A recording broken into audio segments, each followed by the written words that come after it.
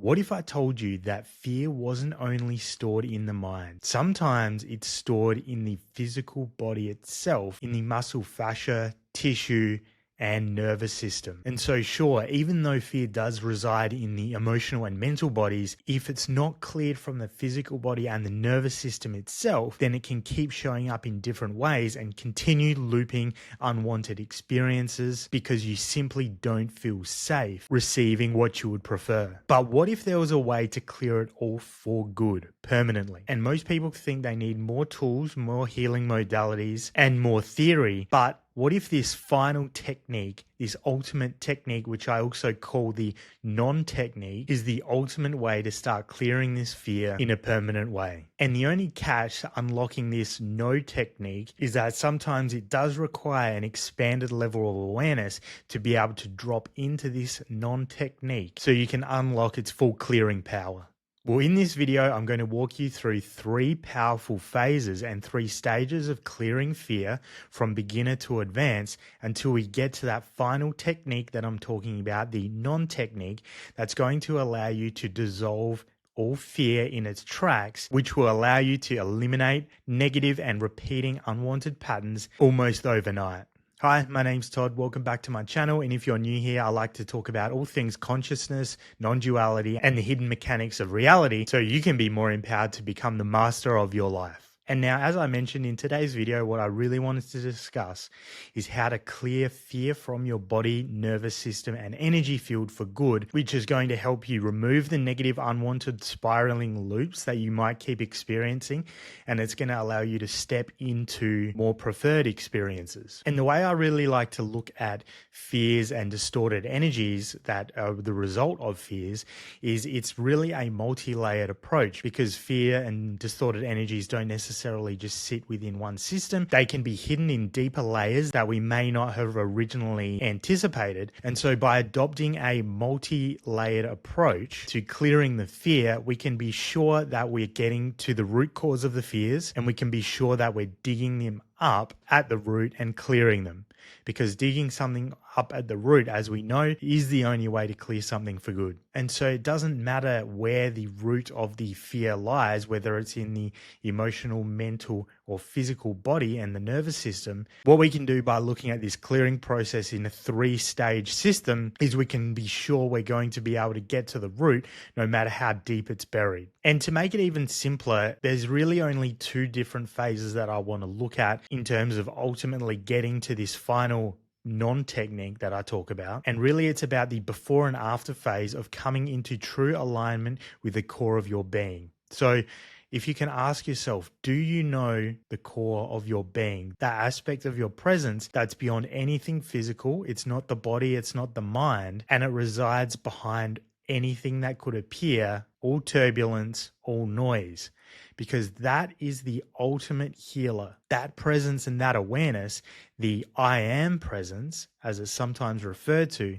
is your soul's core vibration, and that has the ultimate healing power. So all of the techniques I ever really used were all that, even though they did work, they absolutely did work in clearing fear. The primary function of those was to bring me into alignment with my core self, my true self, the I am presence. And then from that place of resting in the I am and shining light on fears, that was the final phase of me being able to clear a lot of fear that was still sitting residual even after all of the techniques I could have ever applied through the lens of the separate self. And so I'm going to walk through 3 phases of using clearing techniques today. The first 2 phases are going to be more logical and traditional based approaches to clearing fear and looking into the subconscious so we can start clearing limiting beliefs. And then the third and the final technique, or the non-technique, the I am presence, as I just spoke about, is going to be what gets unlocked when you can reliably drop back into that resting awareness. And so you can shine the light of that awareness in the darkest places of your being, which is the deepest fears usually. And from that space, profound clearing is going to be able to take place almost automatically. So the more you expand your awareness, the more that these fears start bubbling up to the surface to be cleared, much more easily, effectively, and almost on autopilot. So that's ideally the goal of this video, is to highlight a path to get there, because once you're there, it's pretty much game over for the fear. And one of the most reliable techniques in the early phases of clearing fear is the golden thread map, or the golden thread technique that I've talked about in multiple videos already. And that's going to be really looking into what triggers you, into the feelings, the emotions that arise that are typically somewhat protective mechanisms. It's going to be looking into the behaviors of how those feelings, thoughts, and emotions usually trigger you to act. We can use that information and that frequency to trace back to the initial genesis, the origin of what caused that fear to arise. Because almost all fears that aren't inherently built into the body's and mind's survival mechanism, almost all fears inherently come from a misperception. And the misperception, or missing the mark, is caused because of seeing the world through the lens of separation and the ego mind, the separate self, which sees the world through a very fearful lens because it sees the world through a place of survival, primarily optimizing for survival and replication, and using resistance mapping, or the golden thread technique, to map out the genesis and the causation of these original fears, where they come from, is going to go a huge way to helping you clear those fears. And as we clear those fears, we expand our awareness, and we're more readily able to step into that I am awareness, which unlocks essentially the final non-technique. And when we talk about behaviors and emotions that arise as a result of the fear, as a kind of protection mechanism, it can often show up in disguise. So immediately upon acting in a certain way, or feeling or thinking in a certain way, we may not think that it's a result of fear, but it almost always is. So knowing that, we can begin working to trace back the fear itself. And here's just a few examples of ways that fear can show up in disguise through our behaviors, actions, and emotions. So anger is often a mask of fear, and it is a self-preservation mechanism, because think about what the body and the mind do through anger. So anger arises, it floods the body with a ton of energy, and it floods the body sometimes with a ton of adrenaline. And all of this energy and adrenaline is going to aid the body in being able to either fight back, or flee, run away from the situation and escape. So anger often arises as a result of feeling threatened, even if it's unconsciously. Another way fear can disguise itself is through procrastination. So procrastination is very often a fear-based behavior, which is sometimes known as a self-sabotaging behavior, because we avoid a certain situation, a certain feeling, because of the fear that will arise. So let's say that you've been procrastinating with a certain work project. Maybe the project is starting your own business, and no matter how many times you sit down to the computer to create a website, to create content, whatever it may be, you find yourself just looping for hours and hours on end, unable to get anything done. And then finally you just give up because you're exhausted at the end of the day of not having gotten anything done because you've just procrastinated. And this level of procrastination may have arisen from any number of fear causations. It could be something like fear of being seen, through fear of judgment of being seen. And depending on how intense that fear is, will usually dictate how persistent that behavior of procrastination is. And so if you actually think about this, if we can get to the root cause of that fear that causes the procrastination and clear it forever, instead of feeling avoidance and procrastinating on certain tasks, instead you would feel joyful enthusiasm toward getting that task done as quickly and as effectively as possible, because you would be so excited in putting that content out in the world to help people, or to see their reactions, or to see what that can do for your business and life as well. And another way fear can show up in disguise is numbness. So if you're having trouble feeling, especially through the heart space, oftentimes in relationships, romantic and platonic friendships, this is also almost always a result of fear and self-preservation. So somewhere along the line, you decided it was unsafe to fully open up and be vulnerable around other people and let them in, because perhaps once upon a time you experienced that it was unsafe to do so, and you were hurt in any number of ways.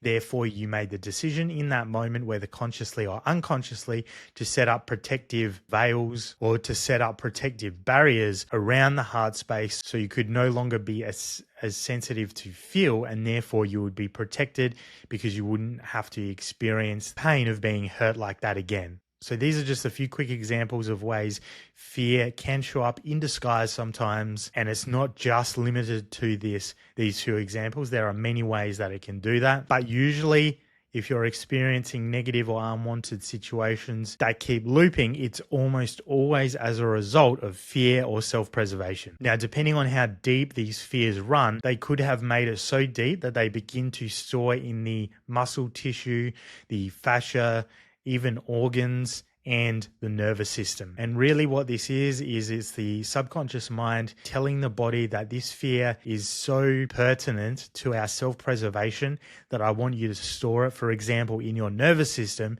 So not only are you going to think or feel a little bit of fear when you come across a situation that you might perceive to be threatening, your body is going to react viscerally as well through sometimes extreme levels of fight or flight as the nervous system stores that as a record, and that plays whenever you enter a situation that the body and the mind might deem as threatening to your very survival. So have a think about this for a second. Are there any situations that you go into where your body and your nervous system immediately kick into fight or flight and you actually have no idea why? You would do anything for your body to stop reacting in that way, because logically, you really don't feel like this is a particularly threatening situation. Maybe it's being in large crowds, maybe it's speaking to large crowds, maybe it's talking to certain people, maybe it's entering certain rooms. Whatever that might be for you, think about a situation where it seems logically unreasonable for you to be in a fearful state, and yet your nervous system just won't let you relax. This is usually caused because the nervous system is playing an old record on loop of a fear that it genuinely believes you need protection from. And it doesn't even have to be situations of interpersonal relationships where this can show up. This can show up in just the very act of receiving. So if your body and your mind feel like it's unsafe to receive, for example, an increase in income, then it's highly likely that your nervous system is just simply going to keep replaying the same loop of fear over and over to avoid the very thing that you want to receive. And it only does that because it perceives that by you receiving that very thing, it's a threat to your survival. And so now you might be starting to see why clearing fear becomes the most important thing you can do to enhance the enjoyment and quality of your life, because so many of these records, loops, programs that we have in and around our energy field and physical nervous system are the very things preventing you from having the life you want. Here's a few different techniques of somatic clearing that I've used in the past that have been highly, highly effective. I've especially experienced amazing results in the past of clearing residual fears in the nervous system through the technique known as havening. And what that seems to do is it seems to be able to activate the nervous system in such a way that it allows for a purging of old fears. So with havening, one thing I would notice is when it activated my nervous system, old fears and negative emotions would immediately begin to pop up. And I could see that these were old programs and repeating patterns that the nervous system still had on record and was still playing. And now that I was activating them and showing the nervous system that I was safe, it was able to release those very programs and fears. that had been running on autopilot without my conscious awareness. So certainly looking into somatic practices is a huge benefit to nervous system regulation and clearing that fear. But now that we've covered different techniques, I want to now get to the final technique, or the no technique. And this is what I've found to be the most powerful clearing technique of all. So this is going to be for the people who have become aligned with the I am presence. Even if you're not permanently in that state of awareness, that alignment with your core being that transcends time, transcends space, transcends all objectivity, the physical body, the physical mind. This is going to be for you if you've been able to come into alignment with that. And the way to use this no technique is to simply become aware of fears when they arise. And as you're becoming aware of that fear, I want you to explore everything about it. But instead of exploring it through the lens of logic and the lens of the physical mind, I want you to drop back into the I am presence, the no thing that you are, the soul, the core vibrational frequency of your soul, and just observe it. Observe the fear, because what's happening when you're doing this is you're now shining the light of your core being on the darkness of the fear. You're shining the awareness of truth on distortion or illusion, because at some level, all fears are ultimately illusion. And just sit with it. Just sit with the fear. Keep shining the light of your presence on it. No matter how uncomfortable the fear feels, you'll be able to become the observer. And what you'll notice after even a matter of seconds, usually a matter of minutes, sometimes it might be 10 minutes, 20 minutes, 30 minutes, you might have to sit with it. And sometimes it might cycle across a few days. But what you will find is that just shining the light of your true awareness on that fear begins to unwind its momentum. It begins to transmute it automatically, dissolving it into your own light. Because ultimately, of course, as you are not the physical body and you are not the physical mind, you are definitely not the fear. The fear is ultimately an illusion. And when you recognize the I am presence, the very fact that you are a fractal of eternity, no fears can exist when you shine the light on them, when you discover them. So all it takes to clear fears at the ultimate level is simply to become aware of them, be present with them, and just stay with it. Don't resist.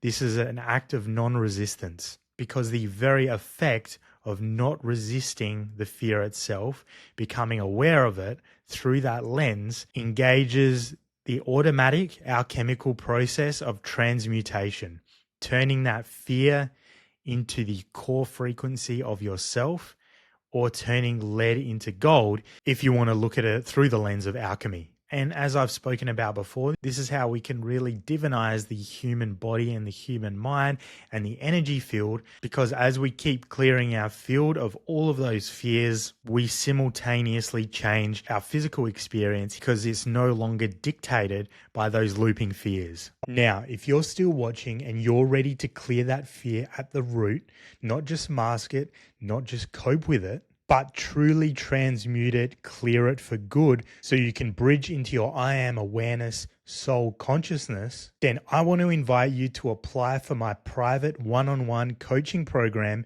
Bridge to Mastery. Now, I set the intention that this is only for those who truly feel called at the intuition level to finally transcend the fear and bridge from separation to unity consciousness. And the reason that I set that clear intention is so I know for sure that if you're the one that's feeling the call to go deeper on this journey, then I know that you'll be able to get the most out of this. So how it works is you'll find a link in the first line of the description below and in the pinned comment section. And when you click that, that'll take you over to a booking page where you can book our one-on-one discovery call. And it's just going to be you and me on the call, where I can get a good understanding of exactly where you're at on the journey, what's currently blocking your next evolution of consciousness.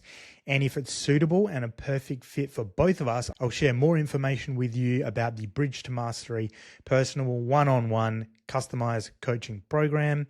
And then I'll invite you to enroll. Now, again, this is definitely not an online video course, and this isn't a cookie cutter approach. This is a 100% customized and personalized program around you, therefore meaning that no two programs will be exactly the same. And that's for a very specific reason, because I need to customize this to your soul blueprint to reveal the exact blocks and energetic distortions in your field that may be blocking you from higher consciousness right now and bridging over to align with the truth of your core being. And that's why these spots are extremely limited, because it is going to be so time intensive to work with people in such a personal one-on-one nature. So once these spots are filled up, I'll be closing off enrollment in Bridge to Mastery program for an indefinite period of time. So if you're truly feeling right now at the level of your intuition that this is definitely something for you, and you're feeling the call and the nudge to book your discovery call, I'll invite you to definitely click that link below, book your call, choose your time, and I'll see you on our call.